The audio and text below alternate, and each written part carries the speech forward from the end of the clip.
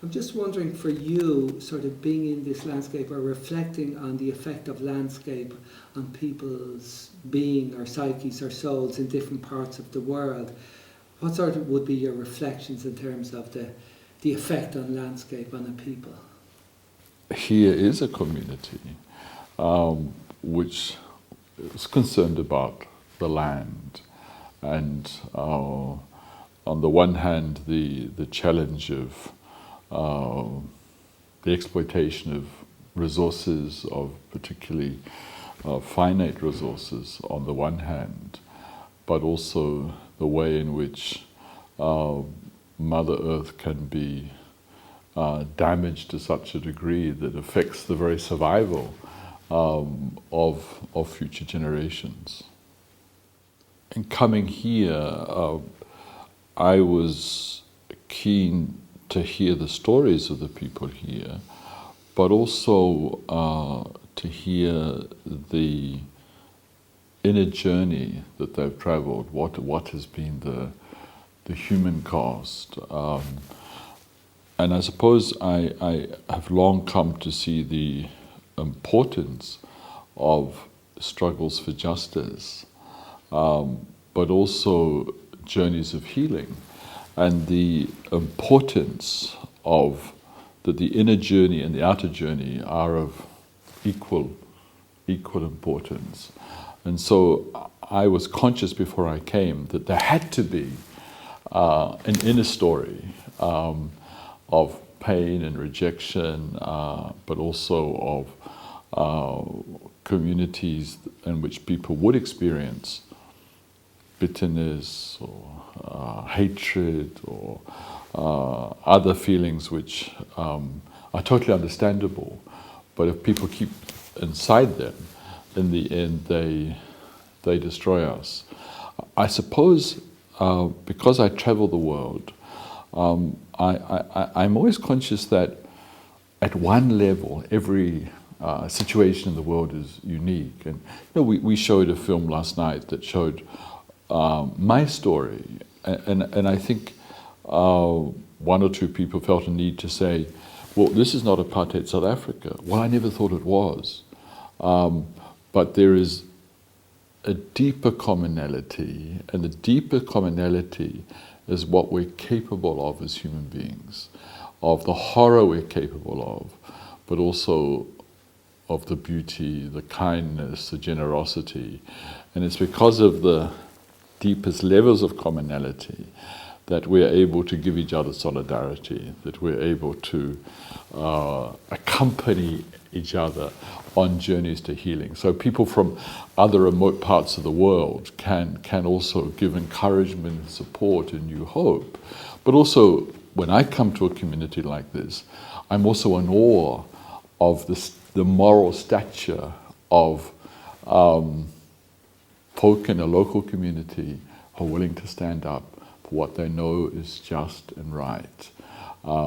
So I'm also encouraged and inspired by the people I've met and the way they are living out their lives with a consciousness about future generations, but also a consciousness about land and our responsibility to care for it.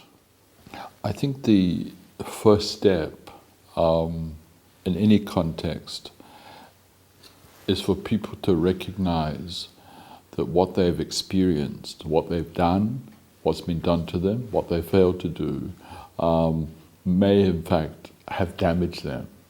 And so when people are able to look in the mirror, stop still enough and see clearly in the mirror what has happened to them and how they have been damaged, so then there's possibilities of healing. There's no possibility if we say, I'm fine, I'm okay. But when we're able to recognize the hurt, the pain, the toxicity, but also it underlines the importance of permission and space. In the South African context, I have been saying for some time, we need a new language where we give ourselves permission to speak about our pain, to speak about the fullness of our humanity. And often where struggles are of a political or economic nature, we correctly use the disciplines of sociology, politics and economics, tools of analysis, tools to understand. But sometimes we then fail and miss out on the rest of our humanity, that we're also, there's also an emotional dimension of who we are, a spiritual, a psychological, a sexual dimension. And so I think in the kind of work we do at the Institute for Healing of Memories, it's a reminder of these dimensions of both of the individual and also of society. One of the things that I learned in our struggle for freedom in South Africa was the importance of hope. A beautiful analysis won't make you willing to lay down your life for your friends. There has to, again, it speaks to the spiritual dimension of who we are and the importance of hope as well. Because if a community becomes hopeless, then that also means nothing's going to happen. But in our context in South Africa, I am often reminded of how generations of South Africans, of black people, especially black women, who in their lives only ever saw things get worse. And yet they dared to hope. They knew that it would be other future generations who would reap the harvest. But they had in themselves the deepest kind of knowledge that we as human beings are made for justice, we're made for goodness, we're made for life, and we're willing to live their lives according to that light and pass it on. I describe my own journey as from being victim to survivor to victor. So I was a victim, something horrible was done to me. I physically survived, so I was a survivor. But often people stay there at survivor and become trapped in moments of history. And to be a victor is to take back agency, to take back the ability to help shape and create the world. But there's another journey that when horrible things happen to us, which often people take, and that is where victims become victimizers. And one of South Africa's great leaders, Chief Luthuli, once said, those who think of themselves as victims eventually become the victimizers of others. And so you get cycle of victimization. And this is true of individuals, it's true of communities, it's true of nations, it's true between nations. So what's the key to whether you go on the victim-victimizer route or victim-survivor-victor? And what I've seen is that often the key first step towards a life-giving route is in the role and the power of acknowledgement. That when people's hurt and pain has been heard and acknowledged, they are then able to begin to see the possibility of another route out of victimhood, where your pain has not been heard, often all you have is your victimhood to distinguish yourself from others. And so I say people often live their lives like a whirlpool, and when healing begins is when the whirlpool stops and the river begins to flow again. So if one day a knock comes in your door in Cape Town and there's a man outside and he says, "Father, I'm the man who sent you that bomb," what happens?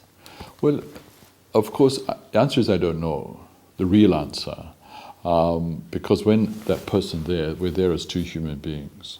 In my mind, I speculate, I imagine the scene. And in my imagination of the scene, I might say, "Excuse me, sir, do you still make letter bombs?" And he says, "Well, actually, you know that hospital around the corner from you, I work there."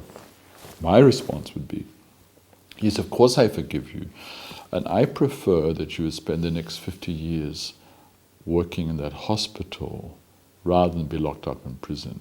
Because I believe 1,000 times more in the justice of restoration than the justice of punishment." So often when we say justice, we mean punishment, if not revenge. But there's another kind of justice, the justice of restoring relationships. But maybe, okay, I've forgiven him, we sit down, we drink tea together, then I might say, Well, sir, I've forgiven you, but I still have no hands. I still only have one eye. My eardrums are still damaged.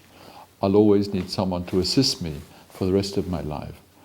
Of course, you'll help pay for that person, not as a condition of forgiveness, but as part of reparation and restitution in the ways that are possible. Sometimes we reduce forgiveness to saying sorry and don't see that reparation and restitution are part of the journey of forgiveness.